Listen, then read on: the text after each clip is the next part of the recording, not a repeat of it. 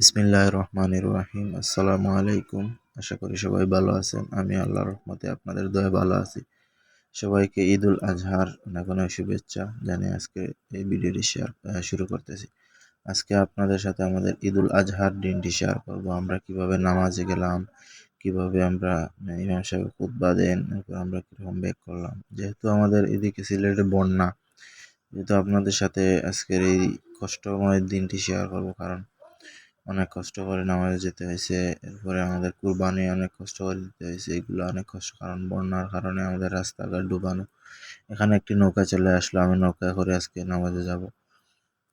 তো এখন আমি নৌকায় উঠে যাব, আপনাদের সাথে শেয়ার করব কিভাবে আমরা যাই। এরপর ইমাম সাহেবের খুতবা আপনাদের সাথে শেয়ার করব, কিভাবে আমাদের গ্রামের মানুষ নামাজটাকে ব্যাক করে, এগুলো আপনাদের সাথে শেয়ার করবো। আশা করি আপনাদের ভালো লাগবে। তো নৌকায় উঠে গেলাম। এখন আমার একটি ছোট ভাই, সে নৌকা চালিয়ে নিয়ে যাবে আজকে আমাদের মসজিদে। এটা আপনাদের সাথে আজকে শেয়ার করব। আমাদের রাস্তাঘাটে অনেক পানি, প্রায় সাঁতার পর্যন্ত পানি ছিল, তাই যাওয়া যায় না। তো নৌকা করে আজকে চলে যাব মসজিদের উদ্দেশ্যে, রওনা দেব। আমার ইমাম সাহেবের খুতবা আপনাদের সাথে শেয়ার করব এখন। توحيد الإسلام الله أكبر الله أكبر لا إله إلا الله الله أكبر ولله الحمد. ونشهد أن لا إله إلا الله وحده لا شريك له ونشهد أن سيدنا ومولانا محمدا عبده ورسوله الذي هدانا إلى دار السلام. الله أكبر الله أكبر لا إله إلا الله الله أكبر الله أكبر ولله الحمد. صلى الله.